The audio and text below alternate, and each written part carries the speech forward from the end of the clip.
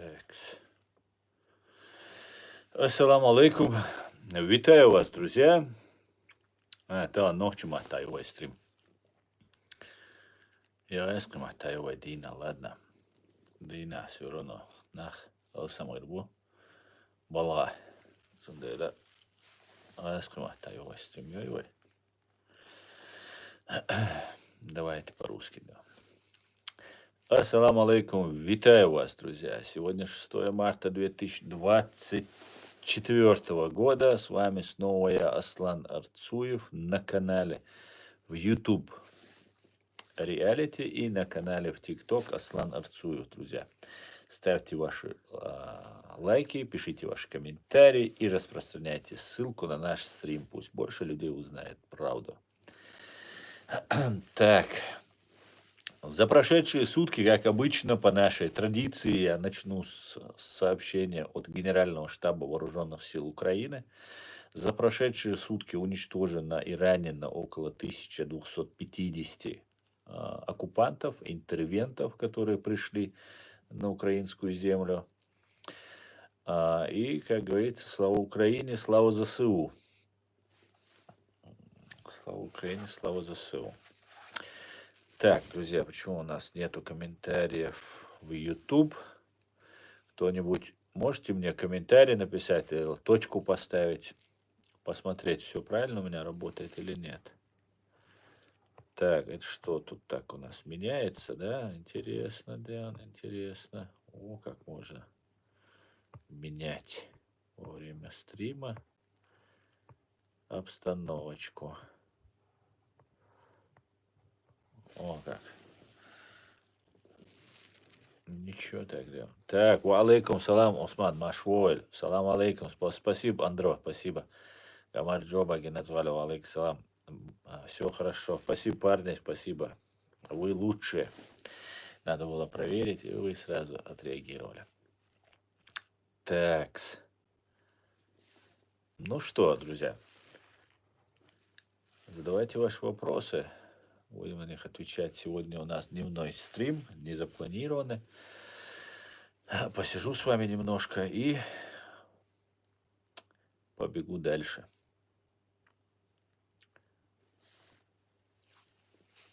Алейк салам, Андрей, Магомед, все будет Ичкерия, далмула. Цаши куяц, далмула. Иштырду. Так, привет, Тбилиси. В последнее время много грузин ко мне заходит. Камаджоба, Тбилиси, Грузия, Георгий. From Russia with love, с любовью. Из России с любовью. Медведь мне пишет, да, Бия. Ну, ладно. Если нас любят, это хорошо, да.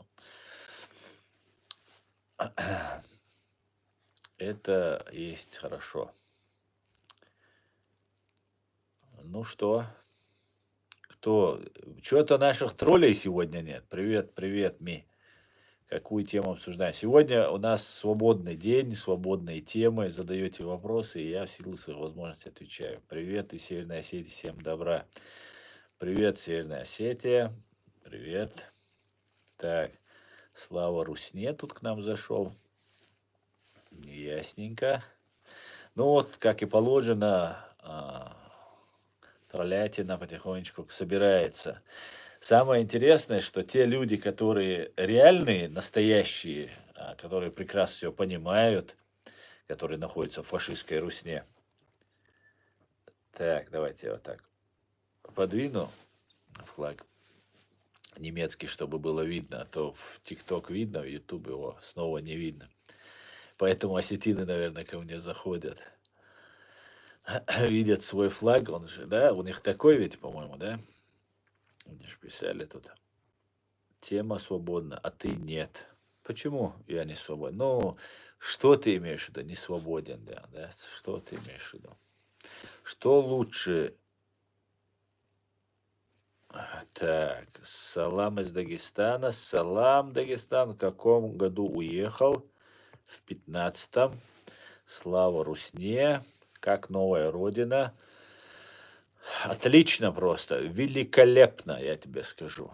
лучше немцев людей, ну, я не встречал. В фашистской России, ну, я жил больше в фашистской России. Лучшие системы людей, человечности пока не видел, да. В арабских странах был, в мусульманских странах был. Ну, по-моему, нас в чем-то обманули, короче. По Божьим законам живут здесь, где он. Так, где волосы потерял? Война, Дион, война. Магаз, приветствую. Магаз, Машойль, Зина. Салам Маршалду, Олашка. А что флаги мятые? Коль, погладь, заскочи ненадолго. Срочно нужно, Дион.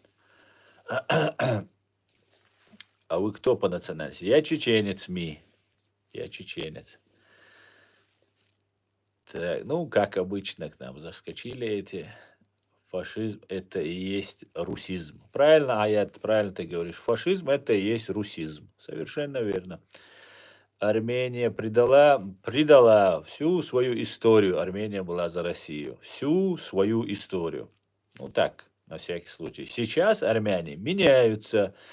Армяне народ не глупый, и я очень надеюсь, что они извинятся за все, что они вместе с Россией ураганили, в том числе на Кавказе, и станут нормальной цивилизованной страной, которая не мешает ни азербайджанцам, ни остальным. Зелем, алейк салам, зелем, машвоэль, алейк салам, Ингушетия.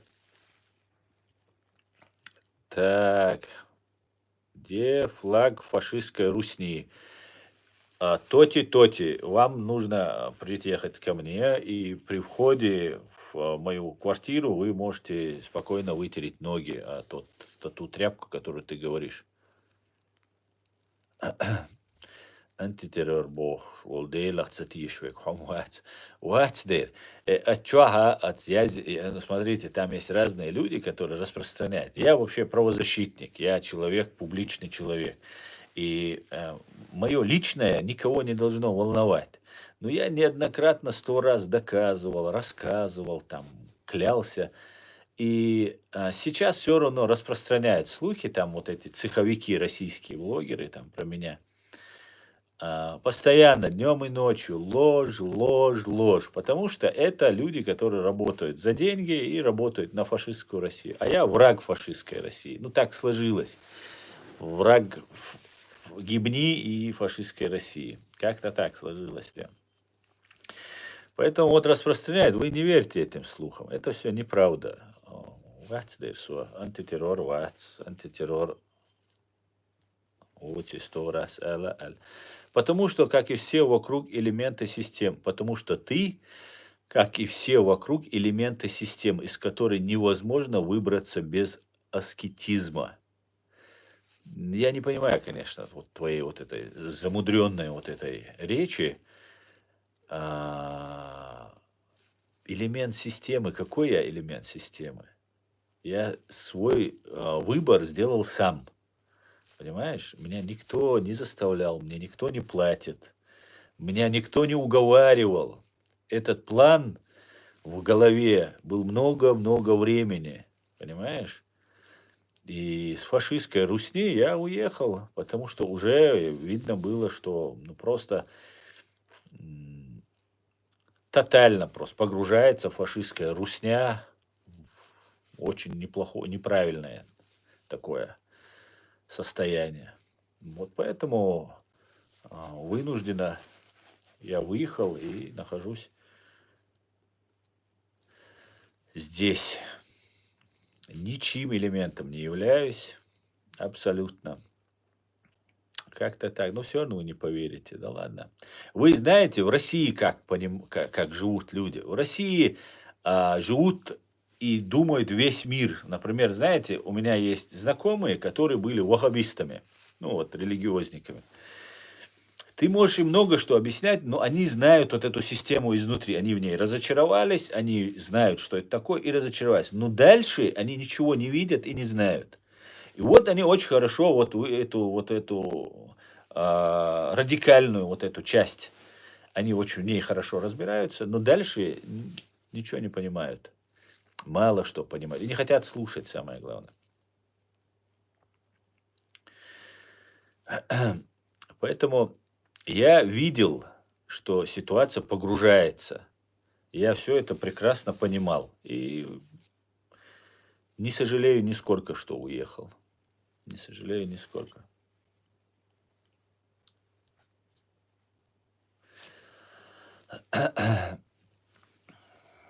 Так, читаешь. Так, смотри, Ильяс, ты заблокирован, да. Вы с Палестиной, говорит. Нет, конечно, я с Ичкерией, я с чеченцами. Абу Хаджию Абти Аллаху Царцратуэла. Мега Духареск Штане Атуэль. Я так и думала, что чеченец. Да, Ида, я чеченец. Ассаламу алейкум, Саваш из Ингушетии. Ва алейкум салам, Ибраим. Как относитесь к Кадырову? Странный вопрос, когда сзади висят такие флаги. Цивилизация... Так, нох читарах, уат алишят, ноцхатем шинам уир. Уа расқш туатсо. Расқшан кельцевижен со. И та проблема квайшины, да?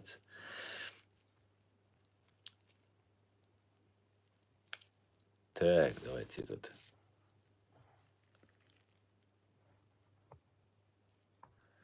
Зачем по-русски говоришь, если и так презираешь Россию?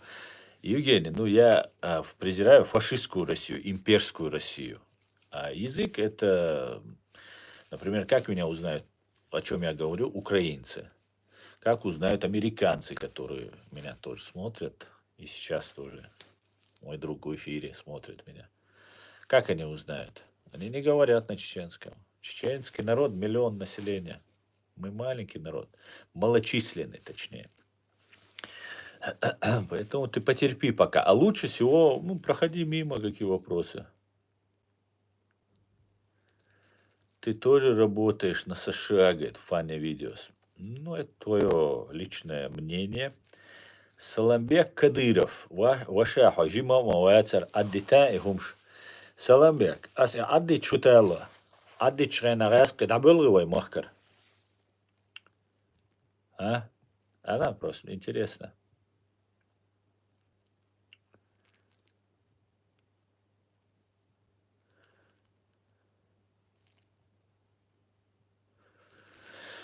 Так, сколько вас тут набежало с комментариями? И всем нужен Влад. Да вы давайте поговорим о чем-нибудь нормальном, друзья. Хватит уже одно и то же. Так, ассалам всем свободным людям. Салам, Асан. Я знаю, что ты знаешь Гарри. Скажи, почему Гарри не встречается с Закаевым? Гарри часто бывает в Украине, и Закаев тоже, где 90% из фашистской Российской Федерации имперцы. Эд, салам, дорогой. Да, я знаю Гарри, конечно же, и почему не встречаешься, скажи, почему, спросить Гарри, ты говоришь, да, почему он не встречается с Закаевым? А, Ну, я думаю, я догадываюсь, конечно, почему он не встречается с Закаевым, но я обязательно после нашего стрима поговорю с Гарри и выясню этот момент.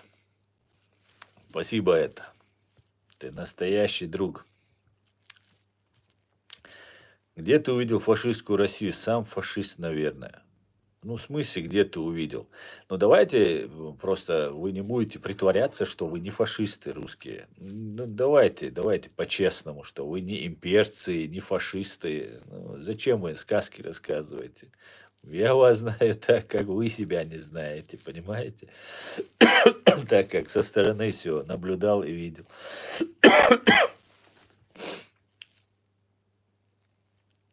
Могушко, твоих флагов здесь нет. О чем ты переживаешь? Ассалам алейкум, брат. Ва алейкум ассалам. О чем с тобой говорить? В Чечне поговорим, да, с Фаней? Обязательно.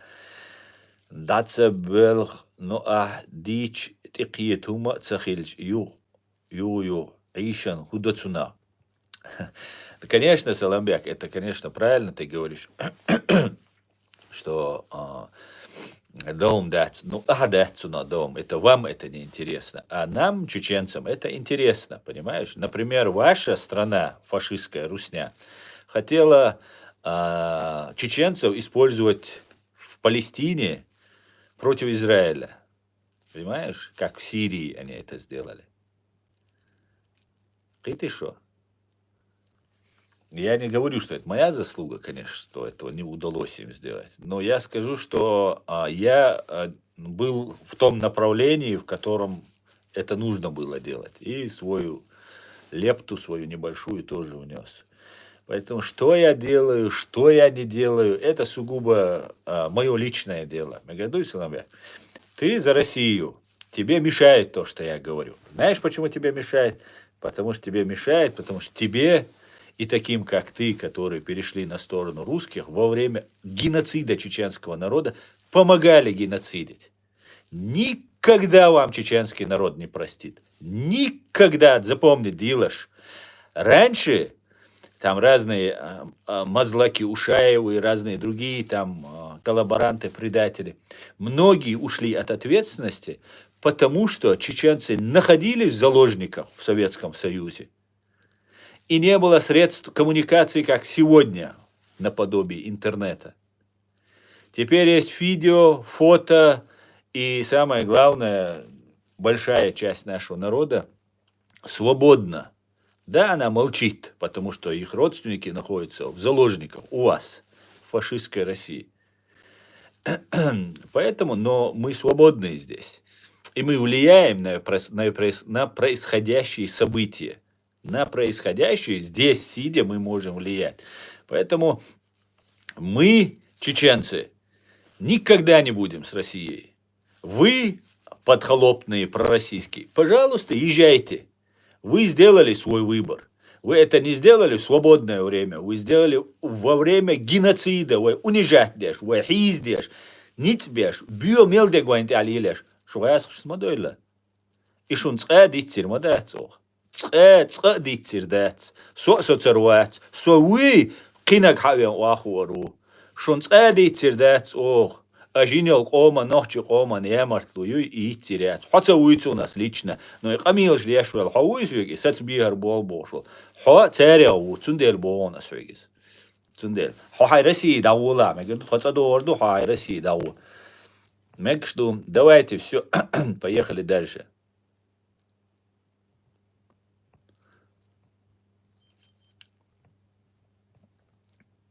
Ассаламу алейкум, Шамиль. Свободные, свободные. Здесь многонациональная держава.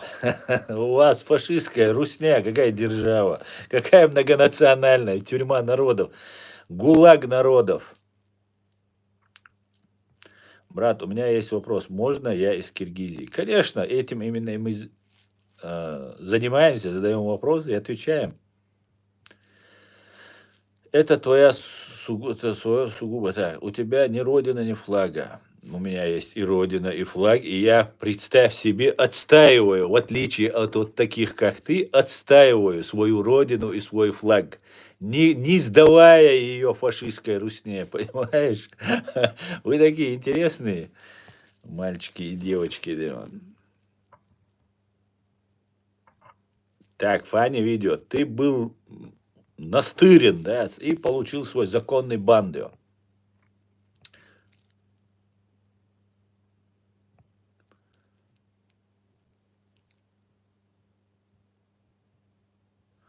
Бабушке 97, говорит Ирина. Она пережила немецкую оккупацию. Говорит, что немцы не насиловали, не бомбили дома людей. Россияне хуже фашистов. Слава Украине, возрождение Ичкерии. Да и оккупацию и свободу Ичкерии. Спасибо, Ирина. Да именно так. Именно так, Ирина.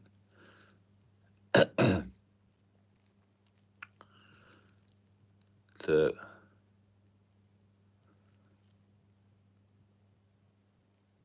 Астан, чем отличается РФ от США? Также, так, давай, также, аж альчдать. Салам алейкум, Астан. Медведев на своем выступлении сказал, Украина это Россия. Сервивал. Конечно же, так они и думают. Алейкум салам, Сервивал.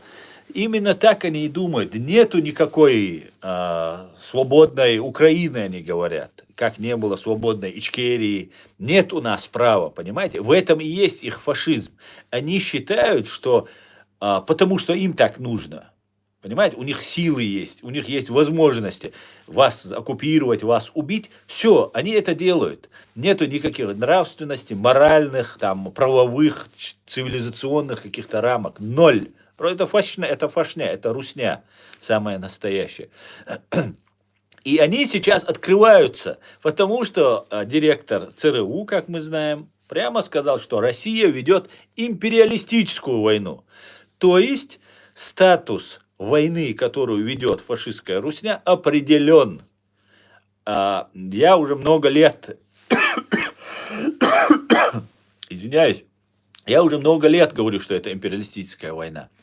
В 1994 году профессор Абдурахман Автарханов со своими товарищами писал Ельцину, буквально за 4 месяца до начала широкомасштабной агрессии фашистской Русни против суверенного, независимого, демократического, правового государства Чеченской Республики Ичкерия, он им пишет письмо. Вот этот Абдурахман Автарханов, профессор, здесь жил, он здесь похоронен, в Мюнхене, в Германии жил.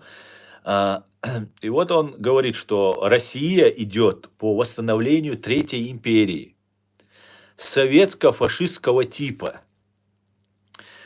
Это 94 год.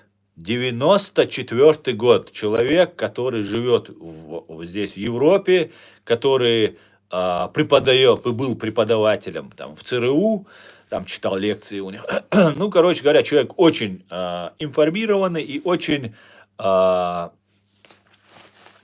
имеющий большие связи человек. Короче говоря, не просто так человек, который сказал там, и забыли про то, что он сказал. Через 30 лет, после моря крови, после геноцида чеченского народа, грузинского, сирийского, украинского и других народов, в конце концов сказали, что Россия ведет империалистическую войну. И империалистическая она именно из-за истории Украины. Потому что и в Украине есть вот эти КГБшники, КГБ СССР, у КГБ, российское КГБ там, и так далее. Их задача, чтобы Украина была вся. И после того, как сейчас Бернс, директор, глава ЦРУ, сказал, что это империалистическая война, Медведев начал говорить открыто. Да, Украина вся будет наша. Они просто уже поняли, что скрывать-то. Они там говорили, мы там только Крым, потому что это Крым, это там что-то там Крым. То, что там крымские татары живут, то, что там международное право какое-то есть, что там украинская эта земля, ну, вообще никого не волнует. Никого это не волнует. Понимаете? Но они нам рассказывают, что они только за Крым. Дальше, да вы что, да ни в жизни они дальше не пойдут. Донбасс. Ну все, Донбасс это чисто Новороссия, русская земля. Все, дальше не пойдем ни в коем случае. В 22 году мы знаем, что под Киевом, в Киев заезжали и уже пытались взять Киев. Теперь они говорят, ну мы да, возьмем Киев, там возьмем Украину, но в Европу-то мы не пойдем. Мы же не сумасшедшие, чтобы с НАТО воевать, там, третье, десятое. Это неправда. Пойдут. Пойдут, еще как пойдут. Поэтому Россия уже, знаете, оголяется. Все прикрытия, которые у нее были, когда она изображала из себя демократию, справедливое общество, русское, кстати говоря, русские самые большие ну не хочу лохи сказать, самые обманутые в этом смысле, потому что ведутся на это, обманывают чеченцев и русских одинаково, чеченцев побольше, но ведутся русские на это больше, являются носителями вот этой имперской идеологии и вот этого обмана, в который их ввергли. Поэтому, ну, посмотрим, что сделают русские, к чему это все придет. Но, по всей видимости, будет очень кроваво. Очень-очень кроваво будем выходить из всей этой ситуации, в которую нас русские загнали.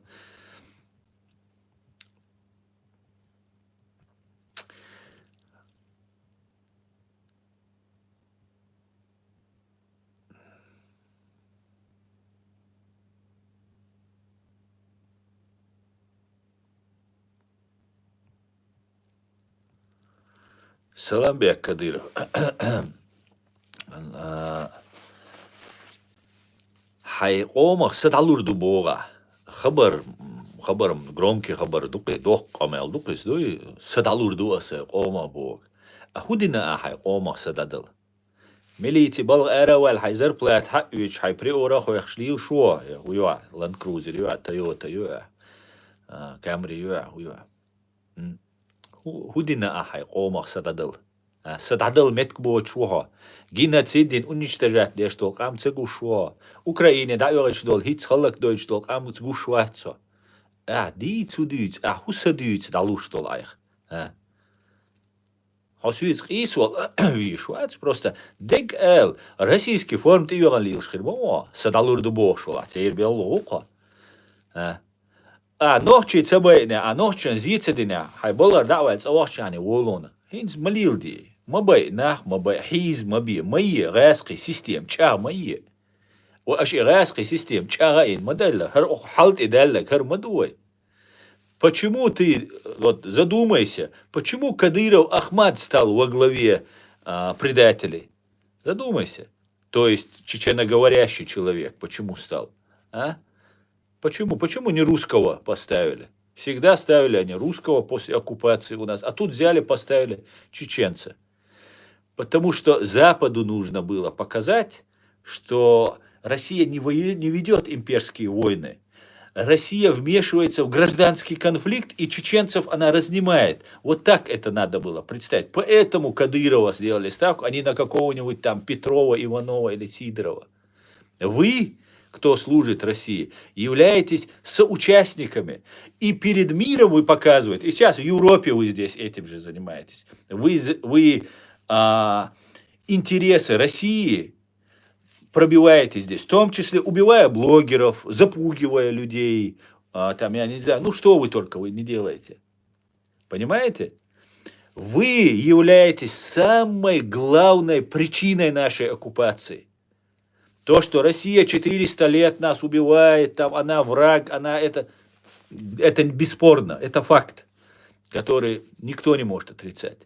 Но без вас, тех, кто мозгами переходит на сторону России, одевает кира, яхельца, есть, аджиммал, алиш, газский форм, отцелуэн, геноцид, газский форм, и наших кайот, и йоган, эрвел, кира, докхельца, диез, нохчучен, садалур дубов, Wallah, сададал еще чем цевел, хайхене, ясо. Хайн аш дохш, балгам гирво, им гирдва. Так, Израиль. Он халмахиетла, асишта дат, резко элерни, ушт элерни, просто камил дат, дох деши чуэл, просто так мацевел хочу, просто так чуэл, вехер мават цуца ашвол. Цейрсек хаваца, я, левый, что гражданский уэлмег, но что дискуссия, что он отстаивает, лишь дит, тани бела кочербац, простой сек, цейрсек гоце, гаски гоце. غاسقي سجود شو قال إيازيش السيرسك الشيء حسان خوش بي إياز ده سوي وحروات وين تعيو سيستم خوش مدو خوش بو حسير وي خوش ني обязательно أخذت أنا سياز ده مجال إيش بوق داتس но هنس خوش بي إيش ما شو شابك ما هو سوي خوش получается خوش أقديش ما ويش как бы, хай Россия чая шука сосацвина, сокиетвина, соаудалу алла, эренду пайдбоч дакна, истадуют лилеш декду. Пайдбоч далат ах сови унрерт шуала свек. Аз дюцак ирунда далада. Это просто ойлейш. Инс Украине да дойч душу. Там шбеш сига дойч душу. Кадыров, короче, нара чуйгат савалуш, колобок хил уже лил шудат верстан ватваш. Тига леш беш кукш бани, кукш дани бу, простой юштер беш душ. Цан раски муатсаха, цан хуюк айол, дюня нюк айол, политик, цауматсаха, ше балабагадыш, эра бойлцик да чукуш буш. Бойш, бу хитс шабеш букш бацец, хитс дулуш дек дуй, ген дулш дуар. Цундела са дигар дукшик, шайнте анохчиц и даца. Сунха разные обстоятельства, шей семья юкир, юкавогитан, суэдлан, семья келгари аклилина. Шей безом цу раскш бэца, шеш церц, да ин дэца, цу дэгц. Dagts schon reiske moatsa, cer kulturza, schon ich bouzatsa boys. Schon ich boizari, schon cer njuchi urdatsa, šeš, isam dešeš, nutri datsa, schon uradatsa, нухадолчан, schon просто ца boiziš. Шиквак шикик дош, адмаш, думаю, это schon обычно дол, адмаш, дац. Schon цага просто, да, цик доллаг. Да дол цюкир. Моя Украине. Чувай шай, чува, дадиш. Хайл дол, Европе, дауа, далоч. Шайн луа где. Яхи мадари чаш, хунри мадуай, туамба мабизвай, вори да дюнда, туам мабин бош. Мясо сан лиедеш, дадоич душу. Малиедейт бо ас. Идууно, дега, хосан болчано, дега ас идуч. Қиты шо? Атулам шун хирбац. Россия, ну, Украина, тулам боккар бац, эсхол 1,000,000% гарантило.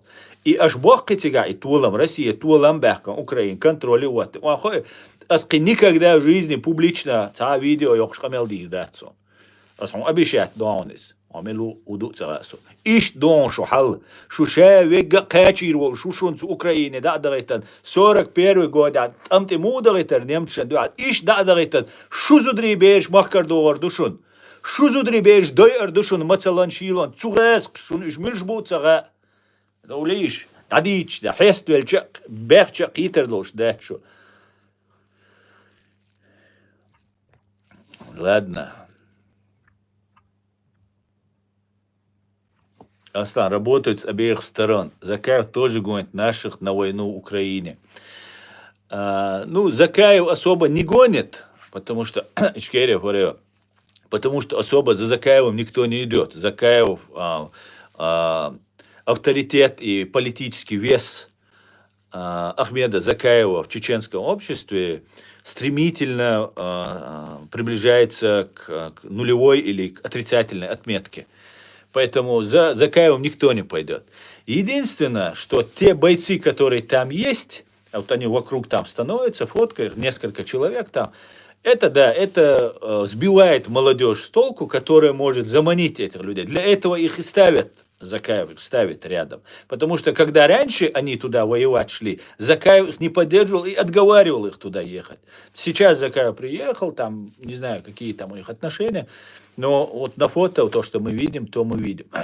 Поэтому вот это, да, сбивает наши чеченцы, зная, что мы говорим, зная, прекрасно, зная сами даже некоторые вещи, даже больше оставить как доку, как воин, настоящий воин, который воин, как он может своего амира, командира, если человек его называл предателем, если он его называл, продался ФСБ там за 500 миллионов долларов, там третье, десятое и так далее, и поддерживать Закаева после того, как твоего командира, президента, тогда был Дока президент, когда он это говорил, это устраивает. Ну, значит их это устраивает, и все.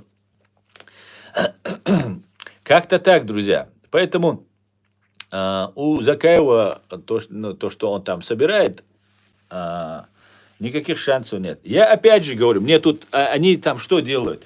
Они вырезают куски из моего видео и говорят, Аслан, ну и там в Украине показывают, и говорят, Аслан призывал идти чеченцев воевать за Украину. Они не говорят о том, что украинская власть в лице того же Данилова санкционный список несла БШМ. Они не указывают, что я говорю, что Украина, признай меня первый день войны, я Зеленскому открыто написал у себя в Фейсбуке, что если вы меня признаете гражданином Ичкерии, записывайте меня в добровольцы. Ну, до сих пор Зеленский не признал этого. Именно из этого контекста я всегда говорю. Если мы там не нужны, а завтра нас несут санкционный список и будут выдавать России, когда они помирятся, но они вырезают этот кусок и вот так это все преподносят. Поэтому все, кто хочет воевать добровольно, кто имеет опыт, те уже находятся в Украине. Тот, кто воюет там и так далее. Остальные должны накапливать силы, помогать информационно, политически и так далее. Украина не приезжала к нам воевать. К нам приехало 12 человек воевать, в том числе Беркут, там Сашка Белый. И они недолго пробыли. Недолго там потери у них были, они провели хорошие операции и уехали. Награждены были, все такое. Ну, там важно было символизм.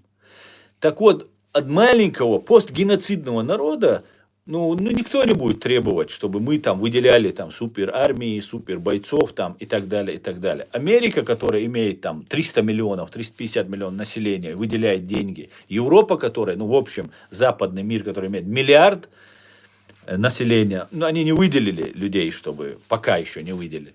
Поэтому чеченцам не нужно, особенно молодежи, никуда ехать, нужно готовиться, подготавливаться к деоккупации Ичкерии.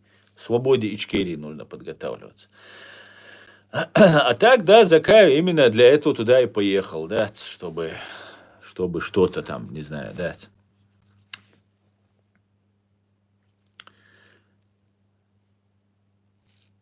Так. Мистер. Ассаламу алейкум. Ва алейкум салам.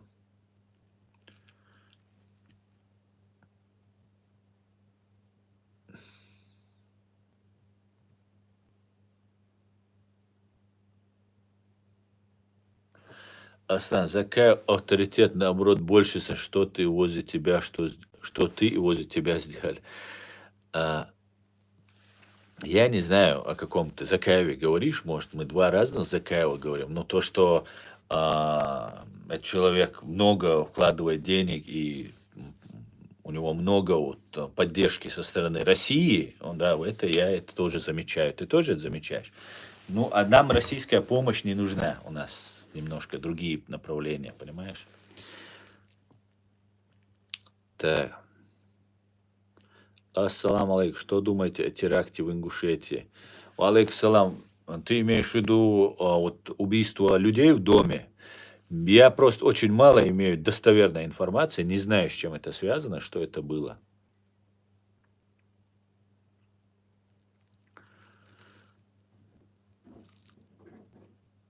Кто?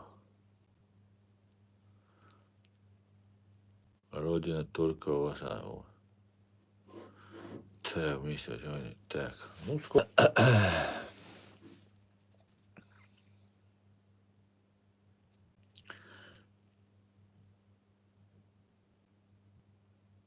Aslında majis şaha din slabı u bo tundel seviyiz bo şey. Hiç musal vaat boş aşol su çuat şey duka çua aş. Su büyük bo muat az goy tarişun te abi badej biyo muat bu su büyük. İş bu din çuo derş be. Видимо, он про хороший русский.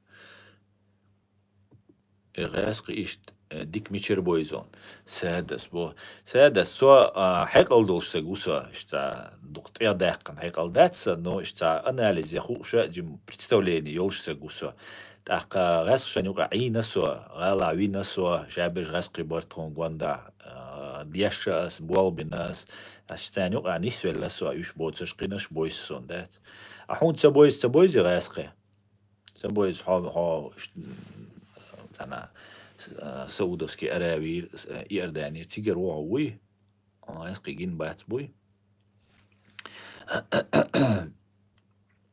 يوشتر أرو الخير واحد سنة верно تدل سبويزو а флаг Америки в поддержку флаг Америки сила, да? Так, вы мусульманин, Аслан? Да, я мусульманин. Был в Грузии. Грузины не говорят на русском со мной, но говорят с хохлами на русском. Ну, потому что вот они сразу чувствуют, грузины, вот кто подхолопный, а кто нормальный человек. Со мной, например, грузины говорили на русском вообще без проблем. Видимо, они поняли, что ты из подхолопных, и, видимо, сразу, да, в Украине, и в Грузии сейчас не любят ни холопов, ни подхолопных, да. Сейчас, короче, вы не в тренде, да, все нормально, вы погуляли, хватит.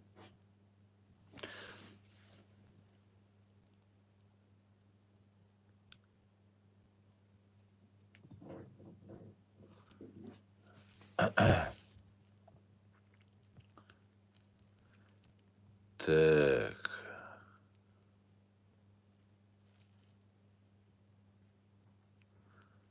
Ты кто, говорит Канан Гаджаев. Просто царь. Для тебя просто царь. Настоящие мусульмане, татары, чеченцы идут сажать за свою большую фашистскую русню, Дион. Да, за фашистскую русню ни один нормальный человек не воюет. Ты что несешь, да? Так.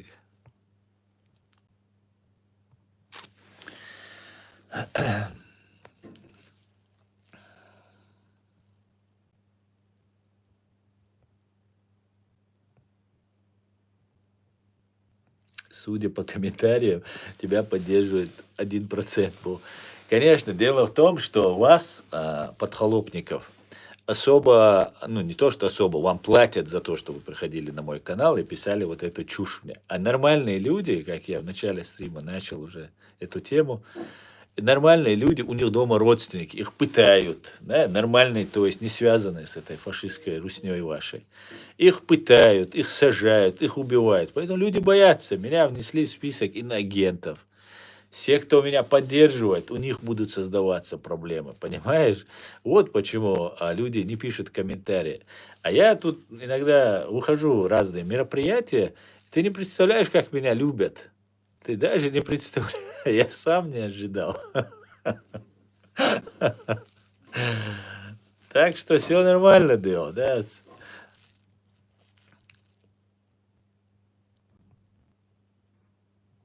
Так, давайте дальше, да. Давай я перемотаю, друзья, а то вы тут строчите.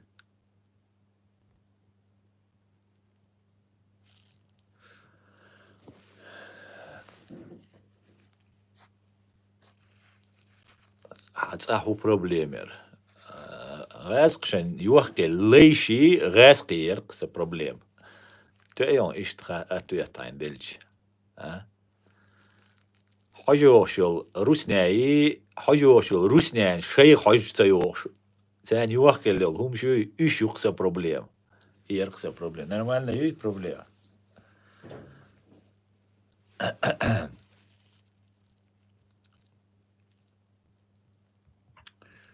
Слава Украине, героям слава, героям слава. Вот так, вот самый нормальный комментарий.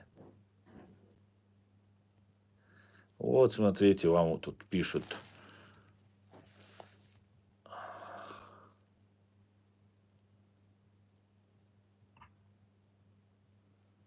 Ассаламу алейкум. Ассаламу алейкум. А если Кавказовые составы не начнутся, войны? Войны начнутся, если русню не успокоят.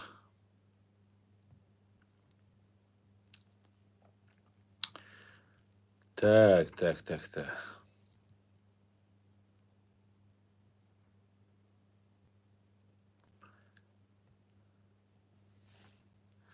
Если Ичкерия все-таки будет, вернешься назад? В смысле, я вернусь? Конечно, я вернусь назад. И Ичкерия будет свободной и деоккупированной.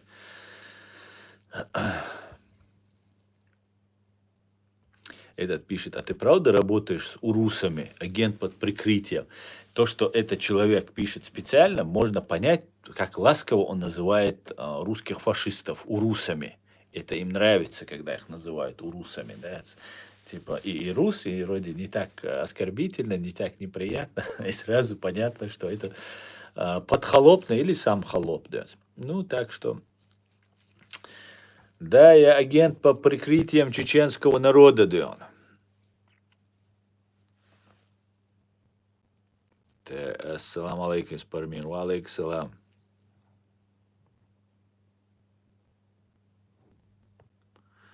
Тебя на кол поставят, если приедешь, бо Рамадан меня спрашивает, если в Чечню я приеду, там, меня на кол посадят. Ну, конечно же, вот это очень хороший такой, ну, это то, что я вам все время говорю, но это хороший пример, как эти люди общаются. Это вот цивилизованные чеченцы, которые за Россию, которые они строят свободное чеченское высокодуховное, 1000 мечетей настроили, высоконравственную, вот они страну строят. Это ублюдки, которые сами слезли с этого кола, на который они друг друга сажают там. Реально там, это правда, я ничего сейчас не говорю, там не выдумываю. Реально они разных, кто у них там деньги сворует, особенно у Кадырова, там ему же надо отчислять, потому что деньги, они российские, бюджетные, да, их нужно пилить между собой. Есть какой-нибудь министр, кто-нибудь, где-нибудь украдет что-нибудь, большой чиновник какой-нибудь, не знаю, как поголовно за всех, но это такая распространенная такая практика. Они реально сажают на кол, на бутылку, еще на что-то. И снимают это на видео. Именно поэтому многие молчат. Вот из их кругов никто не сбегает от них. Потому что семья в заложниках, ну а деньги есть, семью можно как-то быстро эвакуировать и сбежать. Но есть вот это видео, есть там много чего они на крючок человека сажают и унижают, оскорбляют там и так далее. И поэтому вот вы видите, мне они как пишут, какие вопросы, какие вещи они задают, какие вещи, какие темы они настраиваются. Они этим, да, занимаются. Это убийцы, это они не чеченцы, это россияне. Чеченец не может беззащитного, невинного человека, даже виновного, пытать там, что-то с ним делать. Это манкурты, которые потеряли связь со своей родиной, со своей нацией, со своими людьми. Они думали, что много лет они были стукачами, а знаете, агенты российских спецслужб, стукачи, они у нас не пользуются уважением. У нас действующий офицер, мент, там, КГБшник больше заслуживал уважения в советское время, чем стукач. Мы все это знаем, да? Самая ничтожная часть общества – это те, кто работали на КГБ, стучали там на ментов и так далее. И они с лютой ненавистью, оказывается, вот сейчас анализируя, я понимаю, как они ненавидели нас, чеченцев. Среди нас жили, некоторые из них настоящие чеченцы, но они с такой лютой ненавистью нас ненавидели, что когда предстала возможность им нас отомстить, нам продемонстрировать свою силу, о-ля-ля, оп-поля, как говорят в цирке. Мы видим Кадырова, видим вот этих всех вот этих убийц и преступников видим. Но дело в том, что они-то открыто уже начали нас убивать. Они хотят сделать других нас, чеченцев. Они хотят всех чеченцев, кто не свободен, не хочет быть покоренным, подчиненным фашистской России. Они хотят нас всех истребить, сломать, запутать. Короче, чтобы этой идеи просто не было. Это, конечно же, заказ России. А они, вот эти коллаборанты, они мотивированы, потому что русские к себе в Рязань уедут, а этим-то с нами оставаться. Понимаете? И они будут, конечно же, очень сильно они мотивированы, и они будут с лютой ненавистью нас преследовать. Вот такие вот товарищи, которые перешли в сторону фашистской России. Читаю ваши комментарии, спасибо за подарок. И отвлекаюсь на разные темы и ухожу, как обычно, в долгие разговоры.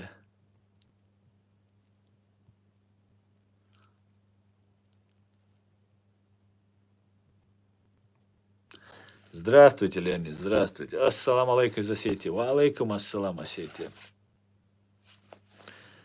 Какое твое отношение к русским людям?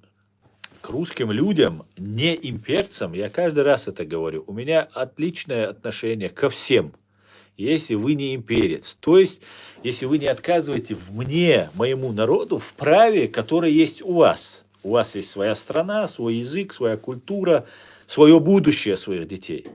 Если вы нам в этом праве не отказываетесь, то никаких вопросов. Я вас вообще не делю. Единственное, к россиянам русским,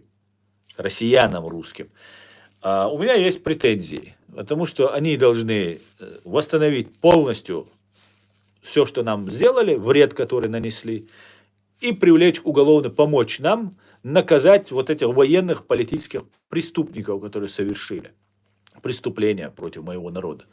Все, вот вот эти претензии к русским есть. В целом к россиянам. И дагестанцам, и ко всем остальным россиянам.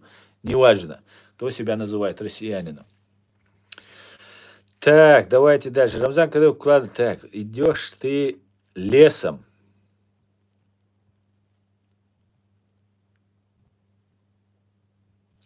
Карабах — это Азербайджан. Совершенно верно.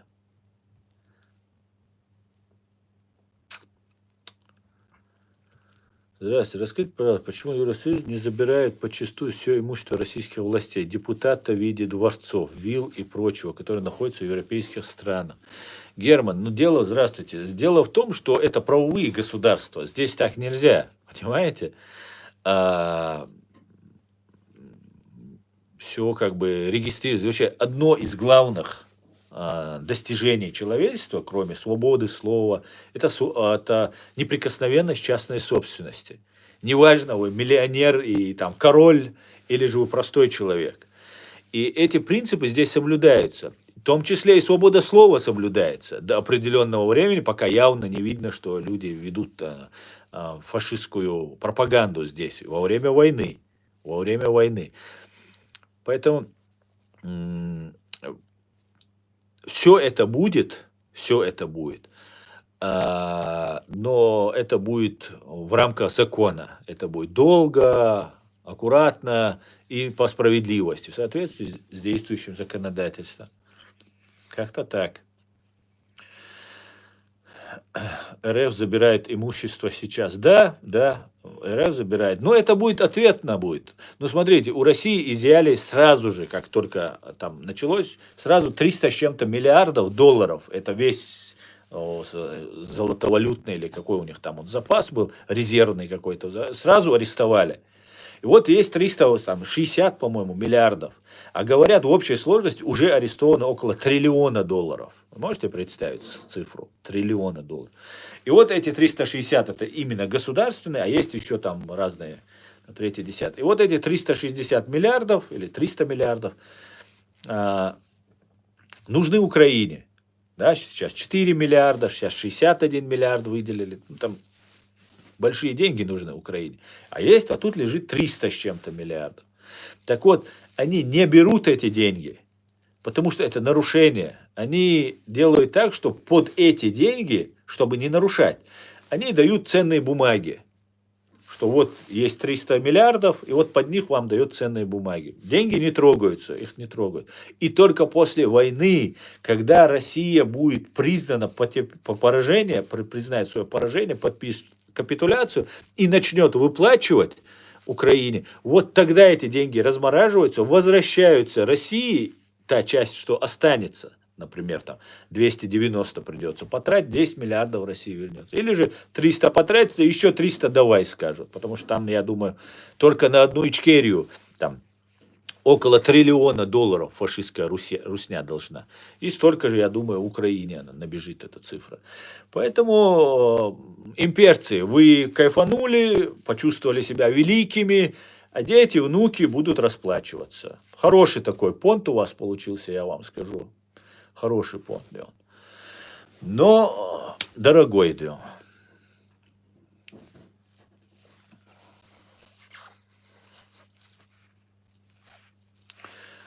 Так, иди работай, беженец. А что я сейчас делаю? Ты думаешь, я не работаю, что ли? Я же работаю. Ассалам, брат. Ассалам алейкум, брат. Мы из Таджикистана. Ва алейкум ассалам, Хайдар. Таджикистан, приветствую.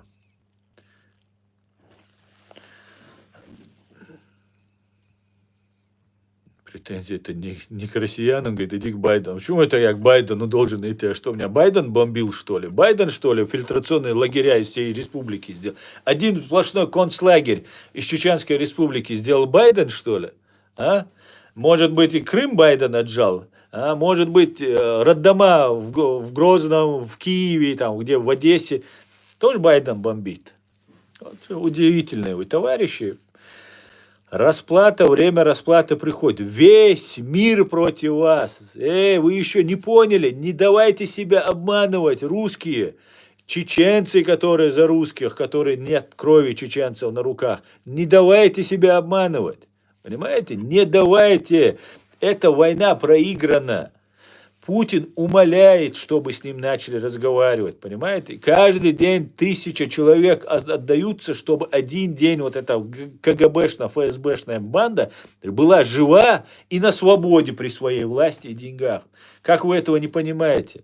Самая большая проблема, самая большая угроза для россиян, не только для мира, для россиян, это КГБ ваше, ФСБ ваше, понимаете? Вот что вы должны понять. Навеки вечные запомнить. Да?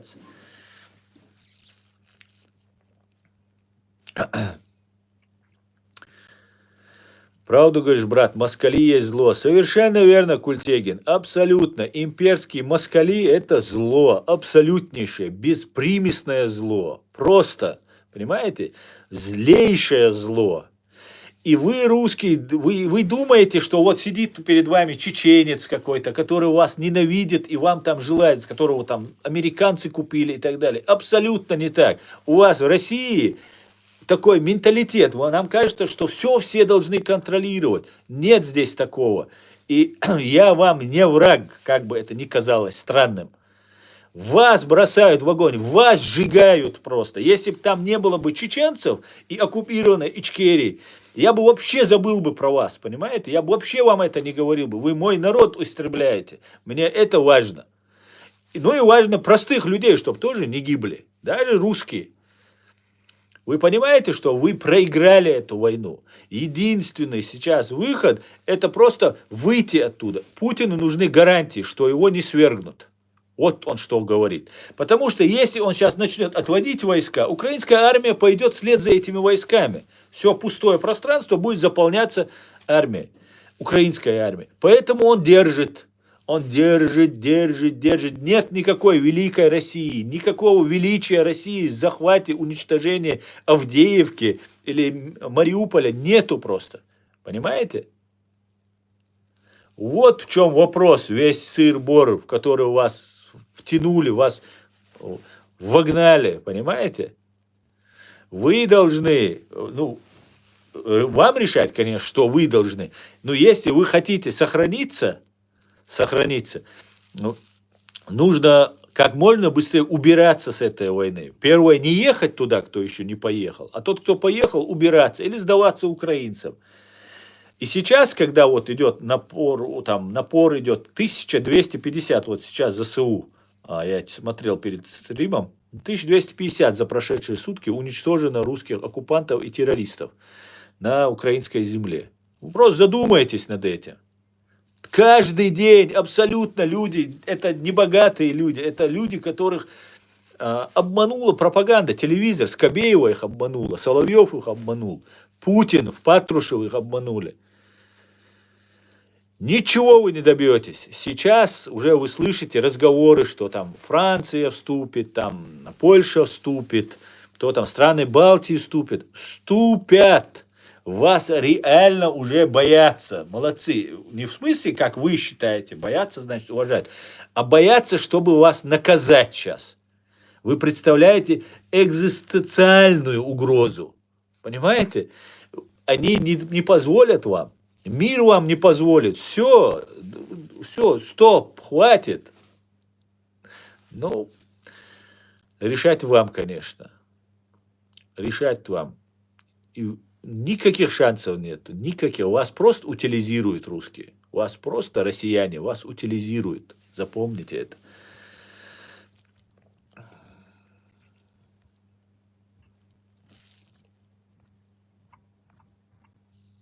Как они уже тут сорвались все. Вот, смотрите, я как определяю, как вот эта гибня, не нравятся какие темы. Если я сейчас начал призывать россиян и кадыровцев, в том числе, объяснять ситуацию, что вы проиграли, это правда. Вот вы кто-то, если вот кто-то мозг имеет, поверьте мне, проиграна война.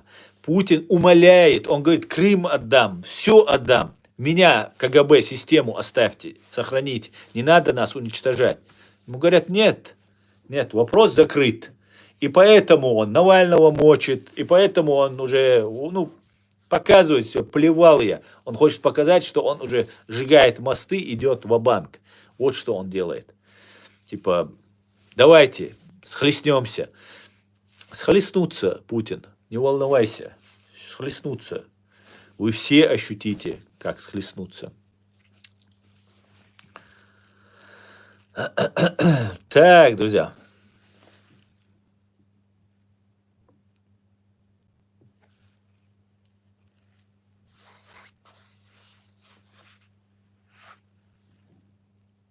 Третья сторона уничтожает славян по обе стороны искусственного конфликта. Алексей, это очень хорошая отмазка. Очень хорошая. Только вот эти славяне, про которых ты говоришь, ты и себя к ним относишься, вы вовсе не славяне. Потому что если бы вы были братьями этим украинцам, вы бы в 20-30-х годах не устраивали бы голодомор, вырезая все украинское, вычищая все украинское. Вы бы этого не делали сейчас, притворяясь братьями. Нет, не третья сторона. Вы виноваты. Вы должны в себя посмотреть. Вы, русские, виноваты. Ваш империализм виноват, в котором сидит ваш менталитет, ваша психология. На этом сыграли вас на крючок. Чеченцев поймали на религии, на крючок, а вас поймали вот на вашем империализме. Украинцев ловили на национализме. И все это делаете вы. И русские, ваша ФСБ, потому что это ваша ФСБ, значит, это ваша спецслужба. Там служат люди из вашей страны, которые говорят на вашем языке. Ну и так далее, получают ваши рубли и так далее. Вот такая вот, друзья, система. Понимаете? Вы должны понимать, что вы виноваты, пока вы это не осознаете, вы не слышали, лично ты виноват там, Алексей. А твоя страна, понимаешь? Нету никаких там... Друзья, подождите. Здесь просто не было активности. И что-то произошло.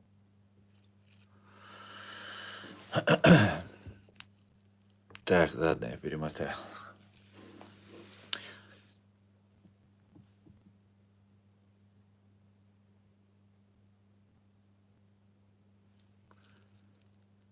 Ты в лицо кому-нибудь такое скажешь?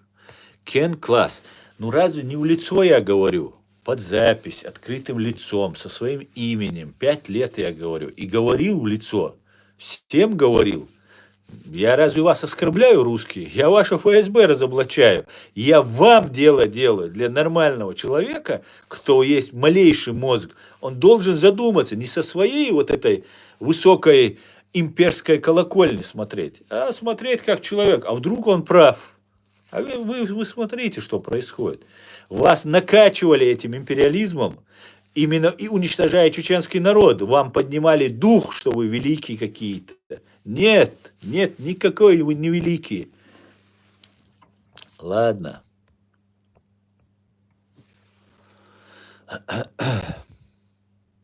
И сразу начинают, как только я начинаю разоблачать вот эту всю их ложь, говорить про то, что в Украине их убивают, надо уходить с Украины, сразу же там появляется, ты мусульманин, ты намаз делаешь, ты за Палестину, там это, как вы предсказуемы, девочки.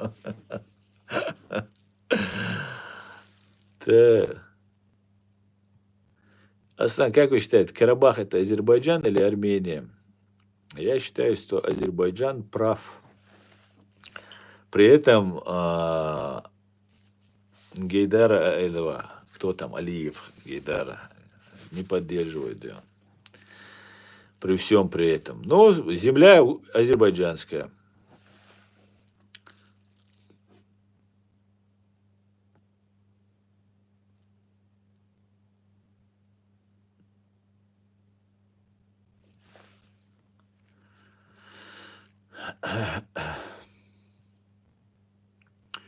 Как вы тут активизировались? Сколько нас? 2700 уже сегодня смотрело, да?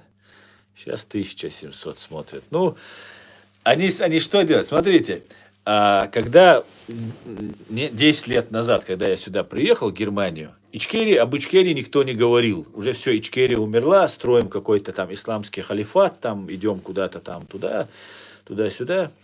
И я в мечеть приходил к нам сюда, и мы после мечети, после молитвы уходили и стояли, разговаривали. И когда я говорил про Ичкерию, про наше государство, там, про разные вещи, вокруг меня образовывался такой небольшой кружочек. Люди, говорили, ну, что ты такое говоришь? Сейчас прошло 10 лет, все говорят об Ичкерии. Все просто говорят об Ичкерии. Более того, вот сейчас есть вот эти блогеры-цеховики, которые там халифат строят, там еще что-то, причем мат с перематом они строят этот халифат, иногда показывая сам без штанов себя в эфире и так далее, и так далее. И в итоге, в итоге они запустили вот этих цеховиков. И да, это плохо, что есть цеховики, и вот в момент, когда меня не станет, например, таких, как я, независимых людей, если не станет, вот эти цеховики займут чеченское информационное пространство. И сейчас им тоже в какой-то степени удается свою ложь, пропаганду распространять. Но так как мы есть тут, мы ее быстренько нивелируем, уничтожаем там, или снижаем ее в вред максимально, как мы можем, и в этом как бы нормально. А на самом деле многие просто недопонимают происходящего. Ситуация, то, что блогеры-цеховики, она нам на руку получается. Представьте, так как многие из нас имеют дома родственника, и мы не можем говорить, и вот в этой сложившейся ситуации вот эти блогеры-цеховики, которые являются марионетками, врагами чеченского народа, завтра после нашей гибели они будут представлять себя, как сейчас Закаев представляет себя, такими защитниками Ичкерии, там, борцами за мусульман, там еще чего-то. Как это делает сегодня Закаев, который в войне нигде особо ничем не отличился, только вот вокруг войны ходил и вот стал целым министром, потому что, как-то в нужное время оказывался при своих возможностях в нужном месте. И вот я что думал над этим, что вот эти блогеры-цеховики, они таким образом популяризируют нашу Ичкерию. Представьте, как Бог делает. Чтобы навредить нам, они создают вот этих цеховиков, чтобы нашу правду, и еще больше популяризируют Ичкерию. Это же супер, друзья. Наша задача остаться в живых, переписать всех вот этих иноагентов, чтобы потом завтра мы все это помнили. Я почти всех имена назвал, почти всех вот этих тиктоки, которые блогеры ни о чем то, что болтают, сидят, про политику то, что не говорят, и топят за Палестину, это можете смело вообще на 99% быть уверены, это цеховики, короче, российские платные цеховики. Так что слава Ичкерии, Дион. Асна, как вы относитесь к тому, что уральцы хотели отделиться от москалей и создать свое государство в 1993 году? Леонид, я, конечно, к этому отношусь положительно. Если люди хотят жить отдельно, они имеют на это полное право. И уральцы, которых Жириновский называл дебилами, я думаю, давно должны были отделиться и создать... Ну, смотрите, в мире существует Австралия, в мире существует Британия, Соединенные Штаты Америки, Канада. Это англоязычные страны. Никаких вопросов. Люди живут, разделились, общаются. Есть арабский мир, который, кстати говоря, как русский мир хочет в империю объединяться, но это дикие убеждения, которые в 21 веке просто не имеют места на существование на этой земле, на сегодняшнем мире. Вот арабы строят как русские свою империю, вот они строят. И ничего страшного же. Можно разделиться, можно жить. Даже русскоязычные, я имею в виду, русские, я имею в виду, могут разделиться и жить. Про Кавказ я не говорю, про Якутию, Татарстан, Дальний Восток. Это все и так уйдет. Обязательно, обязательно. Ну, а что будет, там посмотрим. Да, мула.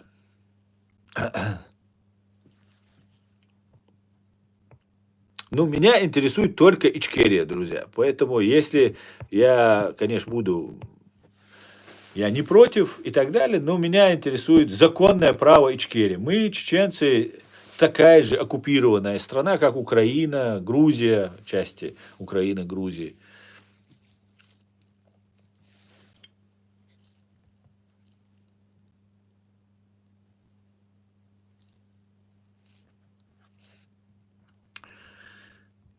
Так, да.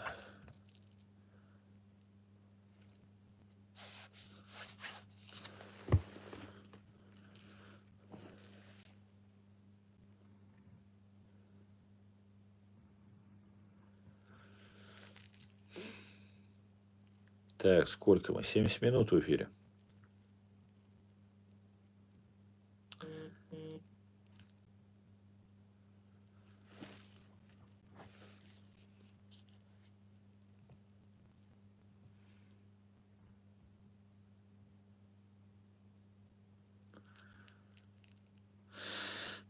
Ганс Дойч Висен.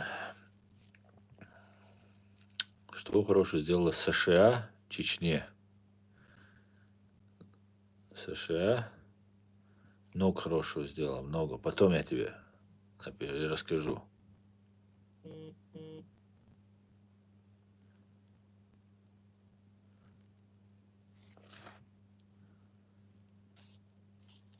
Основной доверяете Украине?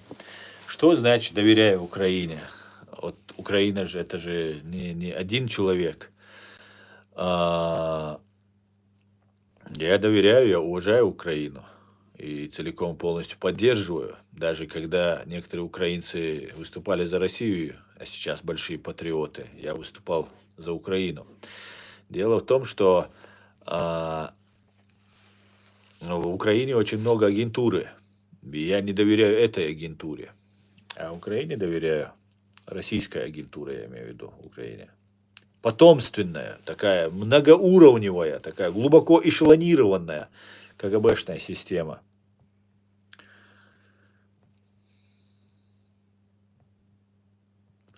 Привет, как ты считаешь, кто прав, кто первый на самом деле начал войну, Путин или Зеленский? Ответь, пожалуйста.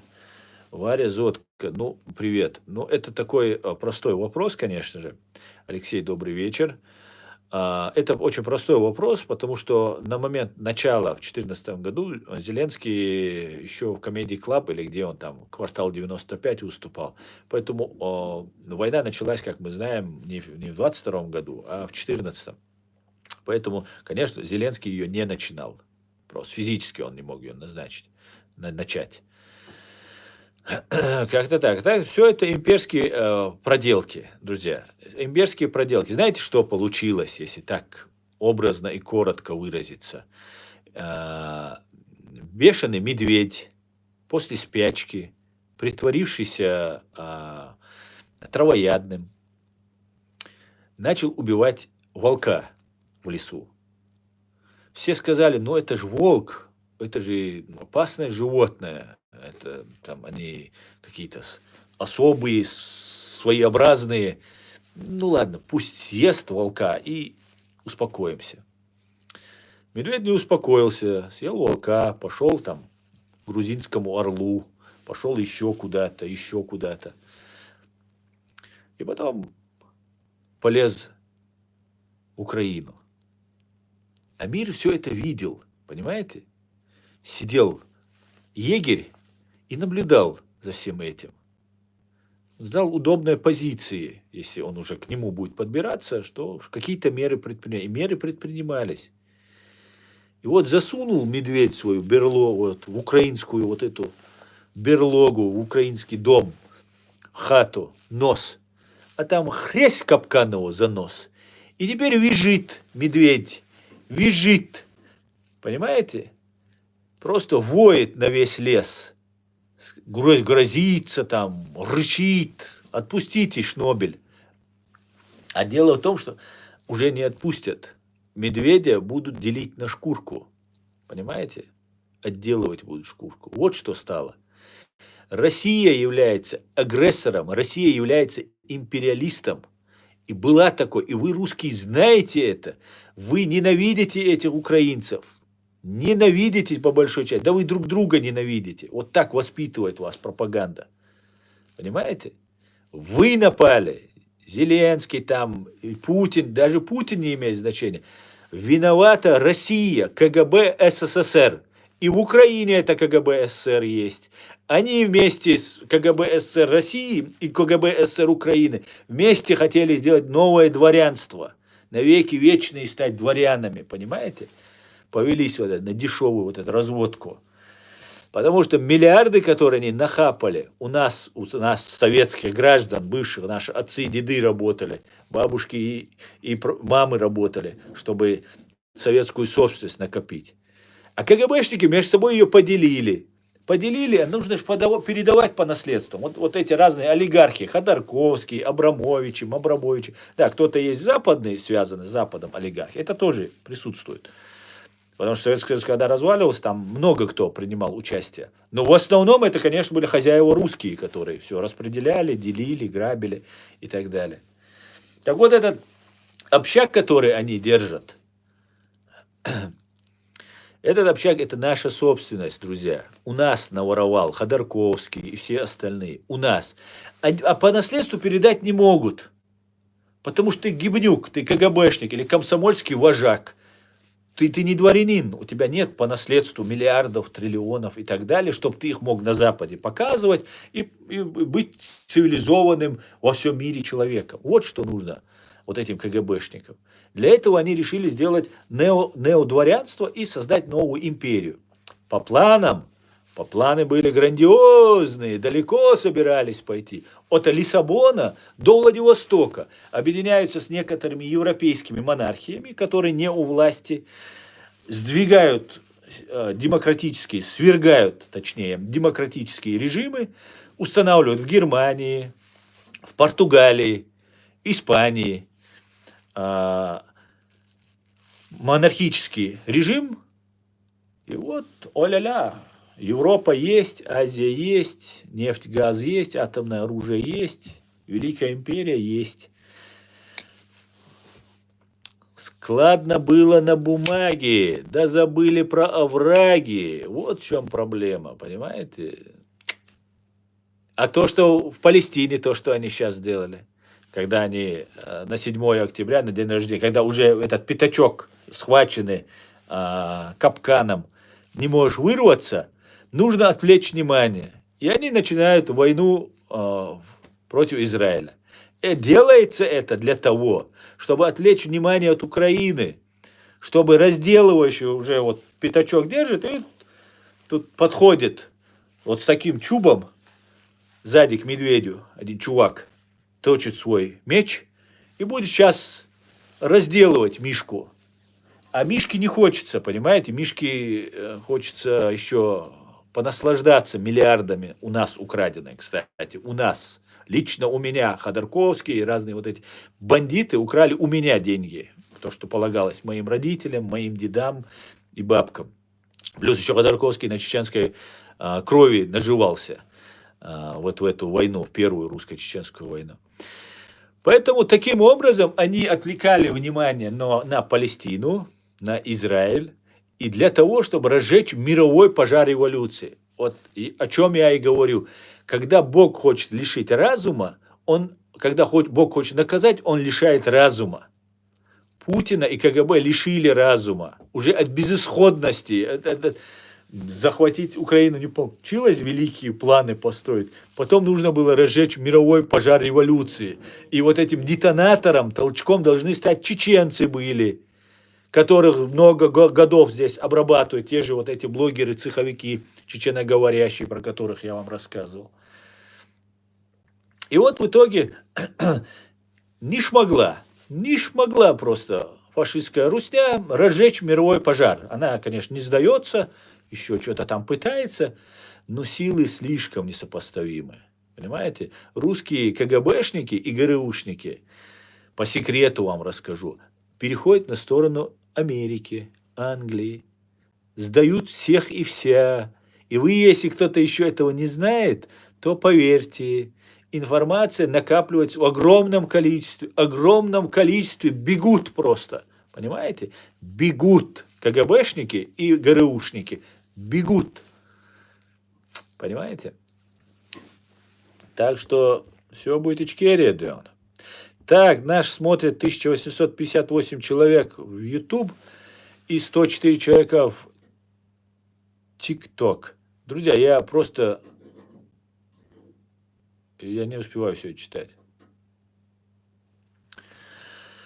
Так, как они закипели. И вот они вот, кстати говоря, как те блогеры-цеховики, которые популяризируют вот этой своей ненавистью, чем больше, друзья, вы заходите на YouTube канал, в TikTok, пишите комментарии, тем больше они видят, что мы активизировались, вы активизировались, начинают мне писать всякие гадости, которые вы тут видите, просто не переставая такая идет система, причем одинаковые, как вы видите, одинаковые они пишут комментарии. У них инструкция такая распространена. Главное сбить меня. Главное, чтобы я вам не говорил эту всю правду.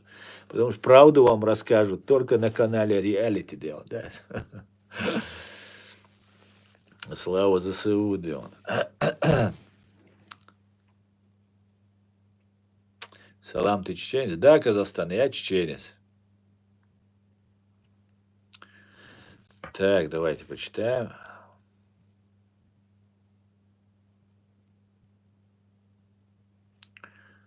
Так. Мужик, ты красава. Густ, ты тоже, Деон. Вся правда, твоя правда червей кормит, говорит. Ты сказал слава ЗСУ. Именно так, Сергей, я сказал. Слава ЗСУ.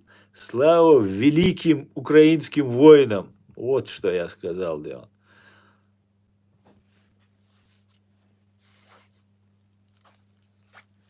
Так.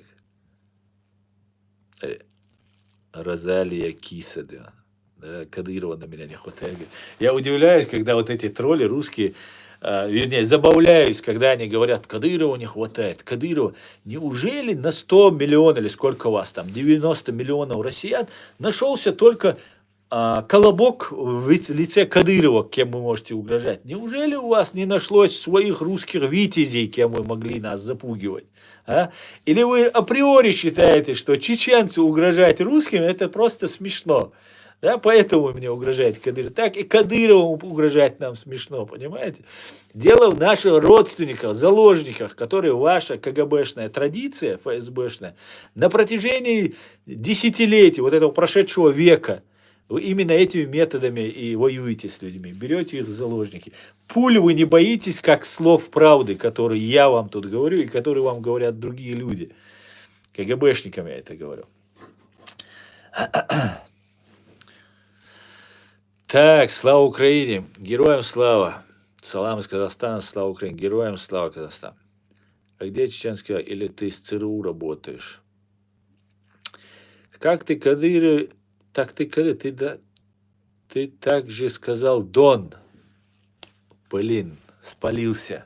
Деон, да, Деон, спалился. Фу, как я мог, Деон?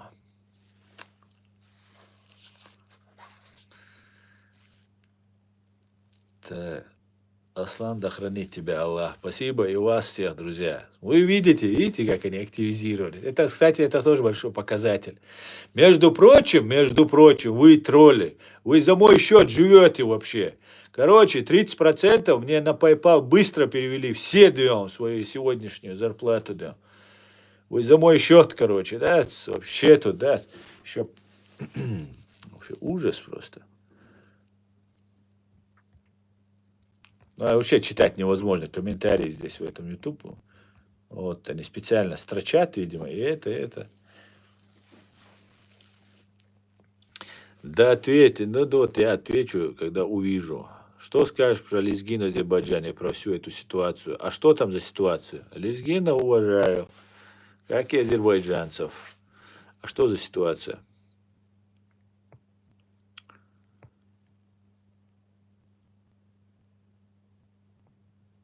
За твой счет я покушал вчера. Ну вот я про это и говорю. Нормально ты поработал. И после этого вы еще меня не любите. Я же кормилец у вас, эй. И вы за счет меня вообще выживаете, Дион. Эх вы. Аслан, оборзи, дерес, хуйлем. Безло юхвай ночью мелда дал мула. Таких, так ты мало, да. Такой, как я, один, бацадиза.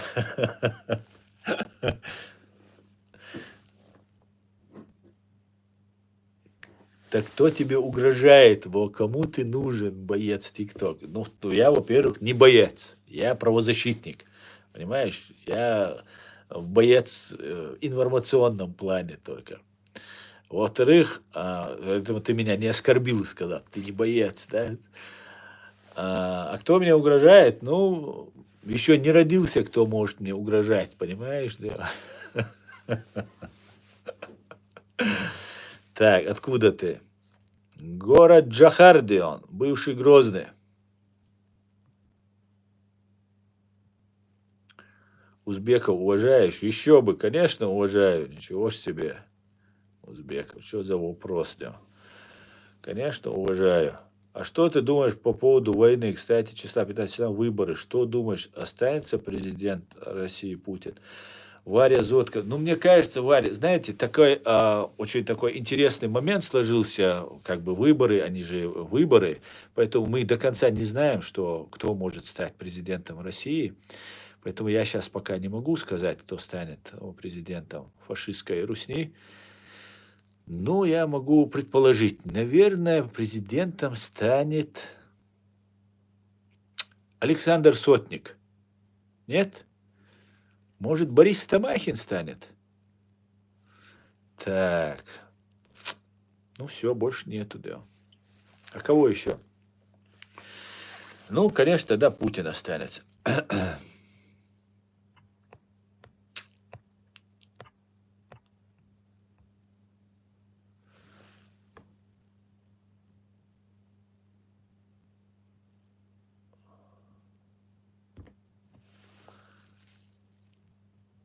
И заблудший еще один. Говорит.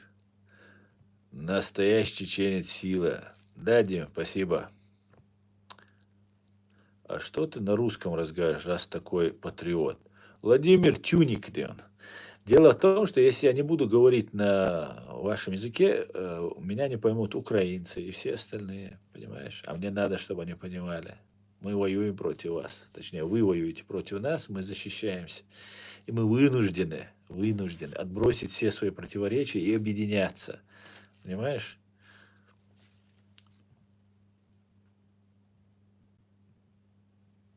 Почему поддерживаешь воинов Иблиса? Никогда в своей жизни я не поддерживал русистов и кадыровцев, воинов Иблисов. Понял? Никогда в своей жизни. И не поддержу.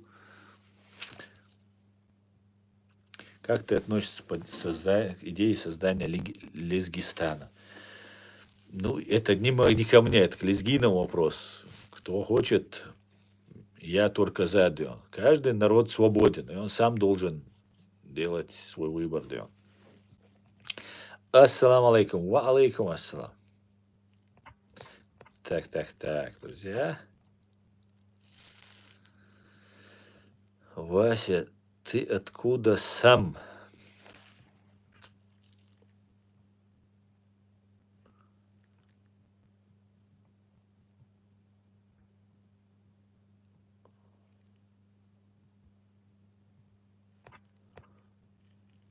Ассаламу алейкум. Ва алейкум ассалам.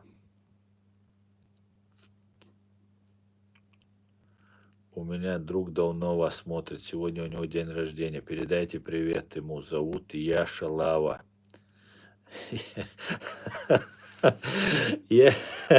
Яша Лава. Классно ты, Егор, конечно. Уйте. Кстати говоря, привет вам от дедусика покойного. Андрей, ну ты вообще, конечно, детский, конечно, был развод, но почти удалось тебе. Гамаджоба. Хороший мужчина, спасибо вам за право. Спасибо, Кафия, спасибо. Гамаджоба, Грузия, салам. Агимаджос, Бесо, Шавадзе, Грузия. Витаю вас. Ты в Украине живешь? Нет, я в Германии. Привет из Израиля. Привет, Израиль. Шалом. Если бы сейчас на месте Кадырова был Байсанг, как все было бы. Был Байсанг. Что значит Байсанг? Байсангур? Не знаю. На место Кадырова Байсангур не был бы.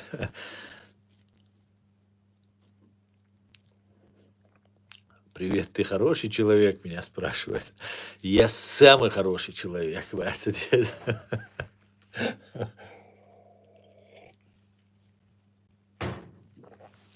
Докажи, что ты чеченец, скажи что-нибудь на чеченском.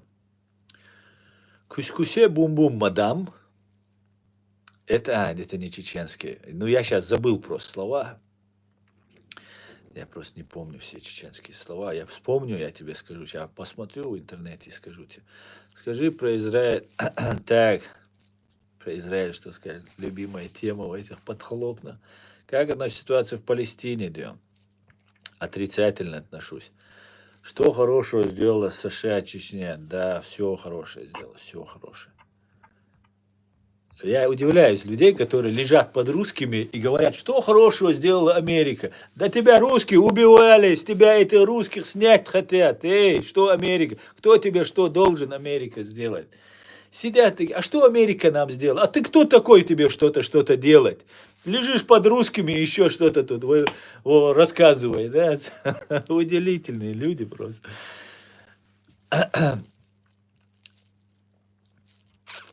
Спасибо, Матильда, спасибо.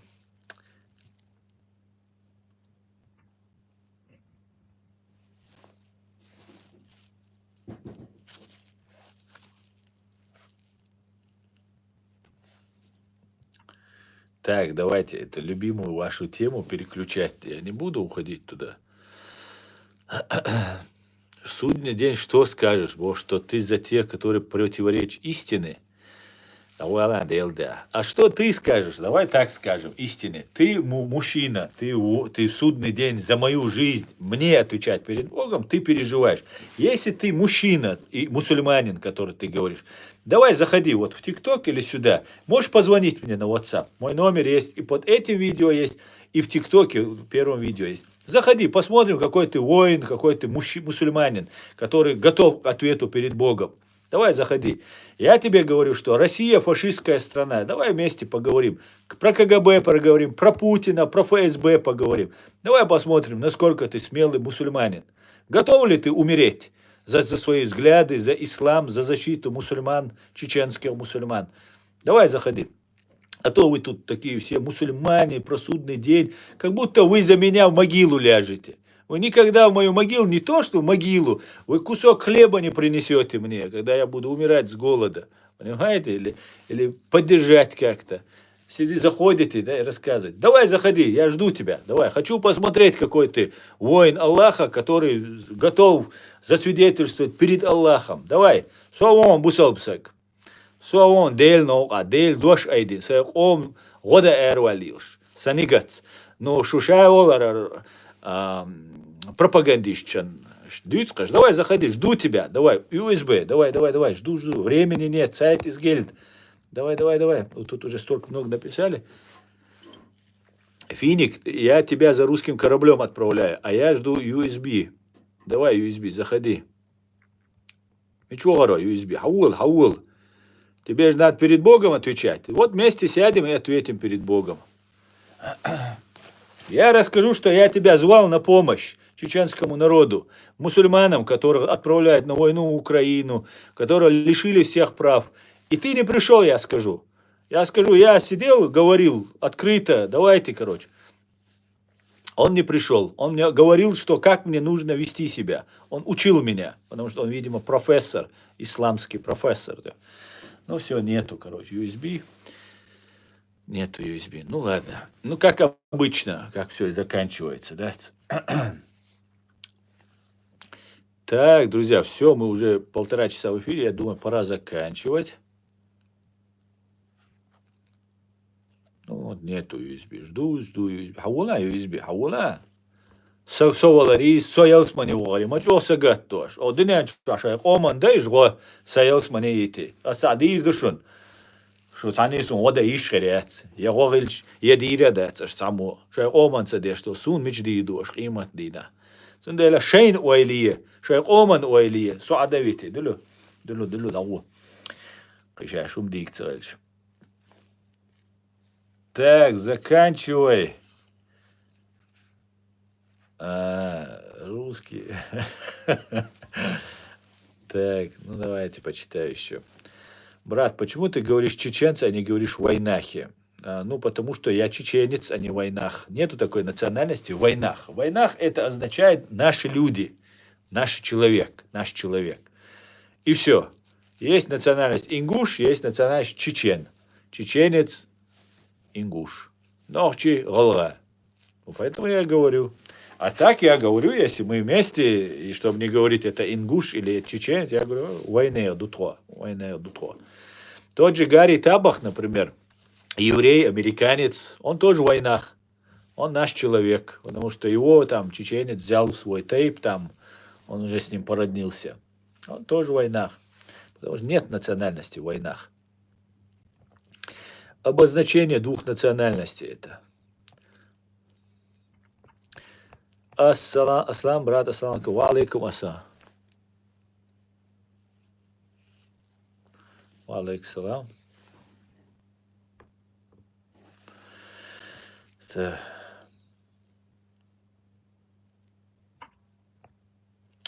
Если США ничего не сделала, не обязана делать, зачем ее флаг вешать, говорит. А вот для того, чтобы ты спросил, понимаешь, Шамиль? Ты спросил. А ты мне оставил, США, ладно, США. Ты мне скажи, как тебе под Россией живется? Как тебе, Шамиль, с Россией жить, а? Нравится?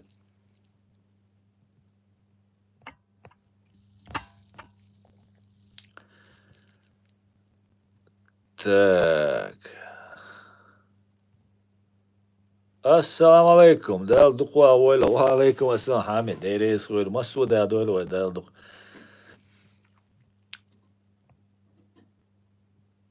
Я сам из Азии. Так, Олег, понятно. Ты против всех русских? Нет, Черси Дукаев. Я не против всех русских. Я против имперцев. Аслан дал машли лойл. Дейрес ойла. Аса дейрес ойла. Масолил дойлой дал марши мокши. Хонохчигил США флаг, немцовый флаг, хундиллан А хонохчигил 77 экстази хундиазина хайн, ха. Анасюк. Слава Украине, героям слава. Друзья, пишите время от времени слава Украине, чтобы было понятно, что, кто мы и за кого мы даем. Хотя по флагам видно, но все равно, чтобы было видно, что эти тут орудуют. Вы видите как. Ну, что-то вроде немножко успокоились. Не, не успокоились. Как же мне нравится. Да. Знаете, у меня такая особенность, что мне не нравится, и я не могу это побороть. Я начинаю это любить. Да. Мне нравятся тролли. Да. Я кормилец вас, понимаете? От меня польза не просто чеченскому народу, даже врагам чеченского народа. Не то, что врагам, враг это Россия, предателям, это хуже, чем враг. Им даже польза от меня. Ишт бяхкат и сагуксо. Киху üyüşüne. Киху üyüşüne. Вот Солженберг держит. Совецар, это наш кукштик, веш, лил шермеш, на свой пакет, и цумаёч.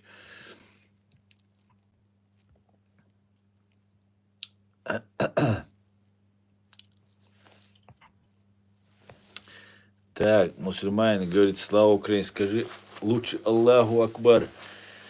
Я скажу, слава Украине, Аллах благослови Америку и Аллаху Акбар, скажу.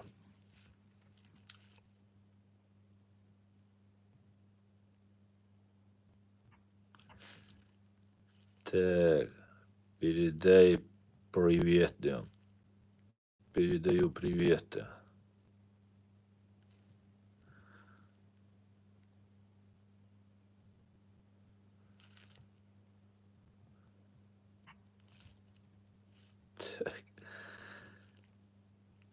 Кадыровская, еще один пришел. Женечка, Пащенко, с украинской фамилией, тебе не стыдно?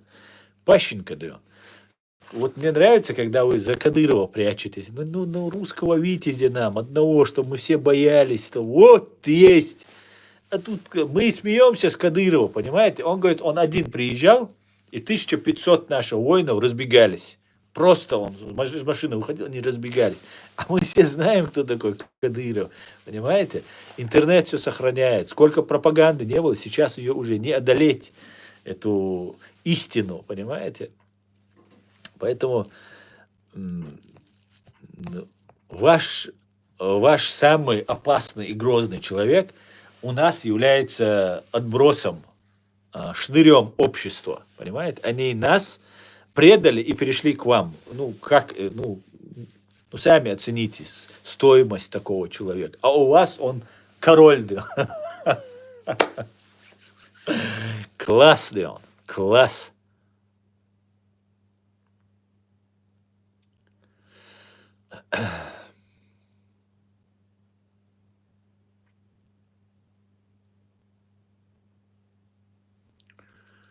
Так, ну давайте. Сначала надо. Так, я не успеваю читать.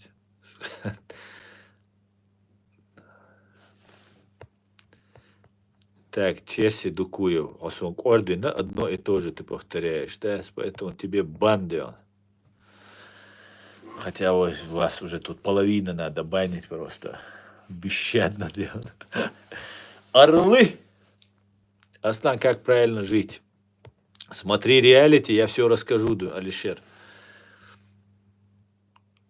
Когда в джихад с флагом Америки пойдешь, так я уже на джихаде. И с флагом Америки, и Германии. Да?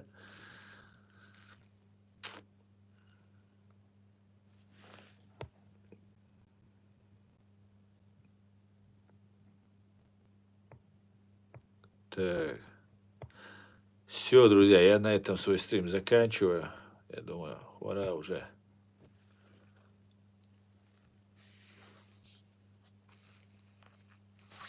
Так. Нас сейчас смотрит 130 человек в ТикТок. Чуть-чуть упали. Так, и 1332. Ладно, друзья, давайте я тогда закончу стрим. Может быть, друзья, я еще сегодня выйду на чеченском языке. Я постараюсь выйти сегодня в 8 часов. Ну, посмотрим. Ну, хотя уже, наверное, нет, потому что слишком я тут засиделся с вами. А надо еще куча просто дел сделать. Не надо, говорит. Рустам, именно поэтому я выйду сегодня в эфир. Да. Зря ты так, да. Ну ладно, не выйду, Рустам, расслабься. Сегодня можете отдыхать, короче. Сегодня больше я вам подавать не буду. Все, что написали сегодня, настрочили, я думаю, вам на пакет на свая и буханку хлеба хватит. Давайте, короче, троллики. Всего хорошего, да. Так. Вы предали свой народ, говорит мне. Подожди. Оздоев, Батыр Оздоев. Батыр, да. Бог Зейлбуко. Ты предал. Ты хочешь сказать, я русский, что ли, я предал свой народ? А я не предал. Даже русские имеют все основания не быть вот за этот режим. А ты мне, чеченцу, говоришь, я предал свой народ. Русский народ я не предавал, понимаешь, потому что я не русский. Дел дяма есть у меня Батыр Оздоев, да. Ассаламу алейкум. Все будет Ичкерия. Слава Украине. Господи, благослови Америку. Встретимся послезавтра на русском языке и постараюсь сегодня провести стрим. А так посмотрим. Всего хорошего, друзья. До свидания.